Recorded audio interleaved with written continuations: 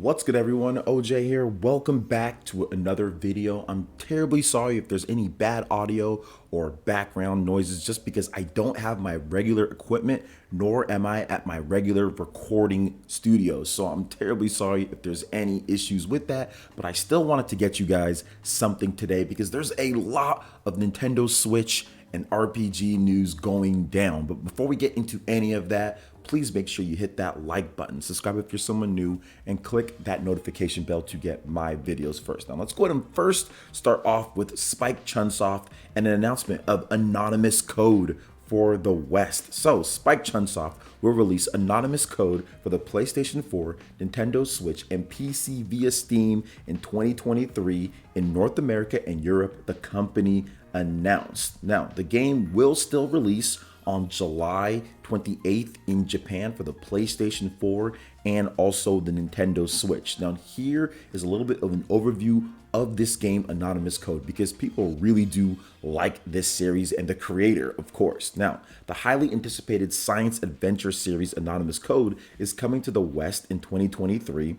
This is the latest work by Steins Gate creator Mr. Shikura in collaboration with returning staff from the science adventure series. Experience the story of the hackers who will rewrite the future. Now, 2037 Tokyo is the year and the place, and Mr. Polon is caught up in a triangle of plots as a result of his encounter with the mysterious girl Momo and faces a major event that shakes the world. Play with Polon and help him to hack the myriad branches of the reality and load the ending that saves the world. Now, there's a new trailer, there is a message from the producer, and this game, once again, if you like those psychological thrillers type of games, science and hacking with a Japanese twist and craziness on top of that, you know that the story is going to be awesome because the Steins Gate producer, then this is the game for you. Now, not necessarily my style completely, but I wanted to talk about it because I know a lot of you guys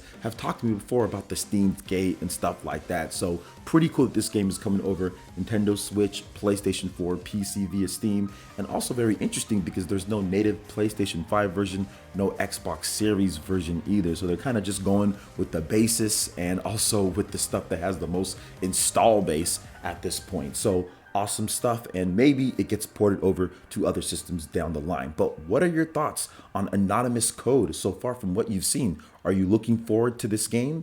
Let me know in the comment section below. All right, and moving on to the next topic here, guys, we've got a big release date announcement from Square Enix. So, strategy RPG, the DioField Chronicle will launch for the PlayStation 5, Xbox Series, PlayStation 4, Xbox One, Nintendo Switch, and PC via Steam on September 22nd, publisher Square Enix and developer Lancars have announced. Now, a demo will officially launch on August 10th, so not too far from now, we will get that demo. Now, in Japan, the standard edition will be available both physically and digitally for 7,678 yen, the digital deluxe edition for 10,978 yen, and the Square Enix eStore Collector's Edition will include a board and pin set for 16,478 yen. Pre-orders will open on July 7th for people that are in Japan or people that want to import. Now, the demo, this is the exciting part here too, will feature the first full chapter of the game, and its save data can be carried over to the full game when it launches.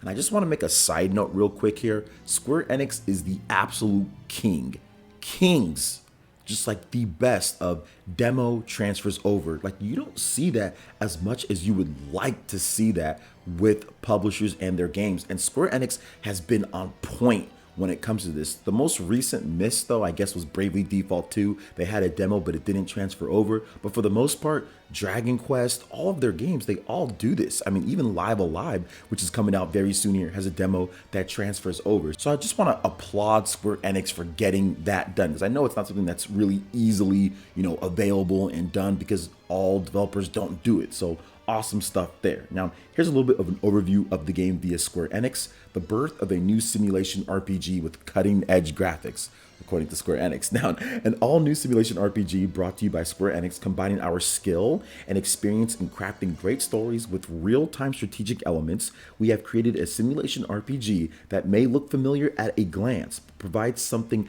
never seen before. The game offers a truly unique experience from both its story and its gameplay. Now, here are the key features. An all-new simulation RPG from Square Enix. An all-new simulation RPG that chronicles an epic tale of war and honor. Features a unique world using beautiful graphics that blends fantasy, medieval, and modern-day influences, and a deep yet innovative real-time battle system. You have deep, strategic real-time battles. The battles in this game are defined by swift assessments of battlefield conditions and issuing decisive orders that take advantage of your troops' strengths and weaknesses to gain advantage over your foe. Make clever use of a variety of skills, classes, troop types, and equipment to attack the enemy and complete your mission. Realistic diorama style battle scenes. The natural environment and cultures of the island of the DioField combined with unique diorama style textures to create a clear and beautiful visual aesthetic. Yes, I will say that them and the whole cutting edge thing, I mean, we know about that. People have agreed or disagreed with that, but I think that the style is going to grow on people, and I feel that this demo is going to be very nice to see if this is your style of game, and of course it transferring over is good there. But when Square Enix says stuff like, we've created something that people have never seen before when it comes to the gameplay, I kind of believe them, because Square Enix is an innovator with so many different types of RPG mechanics and gameplay styles throughout their history. So I think that this could be a really solid real-time action RPG adventure style of game. So what do you guys think about the DioField Chronicles? I think that it's going to be, or more like the DioField Chronicle, I should say. I think that it's going to be a solid game. I think it's going to be a lot of fun. It's coming out on everything, and it's going to be out here really soon. It's going to be out here really soon. September 22nd. September is a big month. Splatoon 3 is coming out that month. We've got a demo coming out in August, so very good stuff there. Square Enix is going kind of ham in 2022 when it comes to the games. I love to see it, and of course on the Nintendo Switch. So what are your thoughts with this here, with the DioField Chronicle? Looking forward to the game? Let me know in the comment section below. All right, and moving on to the next topic here, guys. Bandai Namco, once again, better late than never, it seems, because publisher Bandai Namco and developer Aquaria, I probably said that wrong, will release the action RPG Sword Art Online, and I do not know how to say this name. I'm just gonna call it AL, and of course you guys will see the game and I'll have the name up, but I don't know how to pronounce it correctly, so I'm just not even gonna try.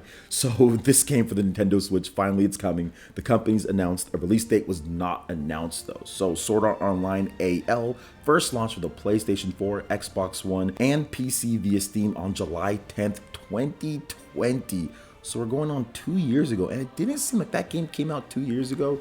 I thought it maybe came out last year, but no, it's 2 years old. That game came and went. So let's find out a little bit more about this game. So play as your favorite characters from the A arc and explore the vast world of the underworld for the first time with a handheld console. Now it includes the Ancient Apostles, free content updates. Additional free and paid content will also be available in a later updates. Now, if you missed it earlier this week, Bandai Namco announced the latest downloadable content, Blooming of Matakaria, and I probably pronounced that wrong as well.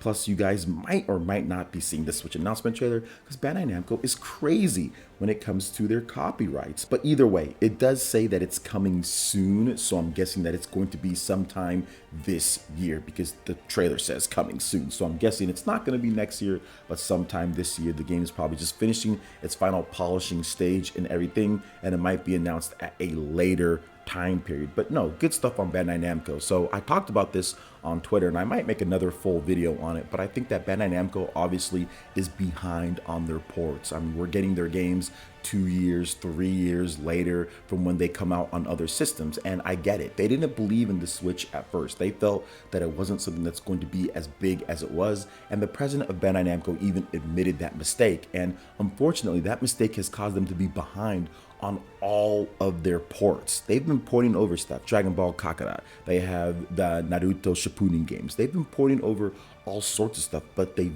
been late because they didn't believe in it from the beginning. So I do feel that with the next Switch, they're not going to make that same mistake and they're going to be on time with everything. But for right now, we're just getting a lot of their ports 1 year, 2 years later afterwards. So very unfortunate, but at the same time, once again, better late than never. But what are your thoughts on this new Sword Art Online game coming to Nintendo Switch? Are you interested in it? I know for me, Sword Art Online Fatal Bullet is my favorite Sword Art Online game, so I'm not sure if this one will fit into that type of game, but I still think that it's going to be a solid port because their other games are pretty solid ports as well. So what do you guys think about this?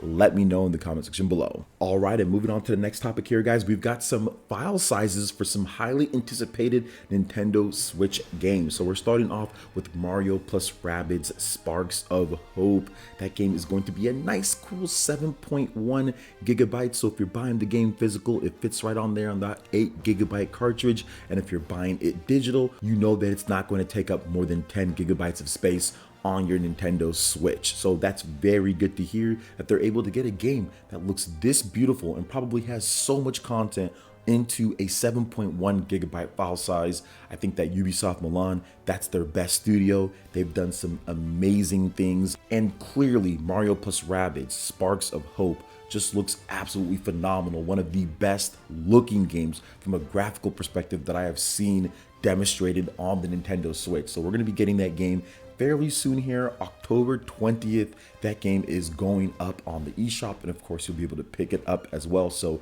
very excited for that. But also Nier Automata, the End of Yora edition. That game is actually only 10.9 gigabytes, and it includes all that extra content. So Virtuos, the people that have done the Final Fantasy ports and some other big ports over from PlayStation and Xbox over to Nintendo Switch, once again showing their muscle, actually probably in my opinion becoming the best porting studio to the Nintendo Switch. People always talked about Panic Button and what they've been able to do, but I'll sit here and say this, man, I think Virtuos, with what they've done with the Final Fantasy games and other titles, is right up there, if not surpassing what Panic Button has done so far on the Nintendo Switch. But we still need to see what Panic Button is up to after the whole Doom Eternal and everything. I'm pretty sure they got something cool coming up, but this is very impressive. 10.9 gigabytes in file size. So that's actually going to fit on a regular cartridge for the Nintendo Switch. And I'm almost positive that Square Enix is going to be very happy with the sales of this game, because I think it's going to do fairly well based off of just some early traffic when it comes to the Square Enix store. I bought the game physical, $39.99. And you get the game right then and there, and some nice DLCs with the Switch version. So I'm going to see how this port actually holds up. But based off of Virtuos's record, I think that it's going to be solid. So what do you guys think about these file sizes for two highly anticipated Nintendo Switch games with Mario plus Rabbids Sparks of Hope and Nier Automata, the End of Yora edition?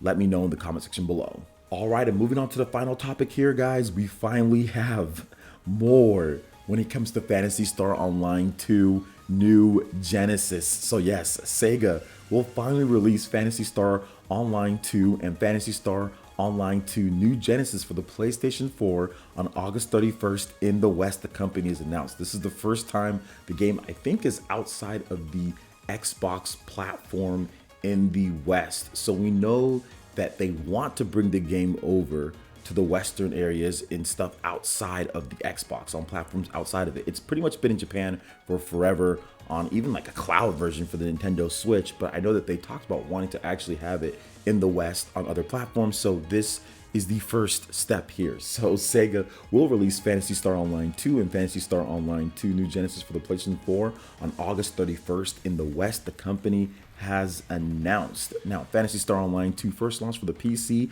on July 4th, 2012 in Japan, followed by the PS Vita on February 28th, 2013, the PlayStation 4 on April 20th, 2016, and the Switch via cloud streaming on April 4th, 2018. The English version first launched in North America for the Xbox One on April 14th, 2020, and PC on May 27th, 2020, followed by a worldwide launch on both platforms on August 5th, 2020. So yeah, it's interesting. Now, there's a ton of stuff with this game. Obviously, if you haven't played it, it's pretty expansive and massive when it comes to the content, because they've just been around for like a decade or so. So you know all about that. But once again, it's good to see that Sega's finally bringing over this massive MMO RPG to the West on other platforms outside of Xbox. So very good there. And hopefully we get a native version for the Switch, because this whole cloud streaming thing, yeah, it works great in Japan, but when it comes over finally to the West, it needs to be a native version, which I hope that they're already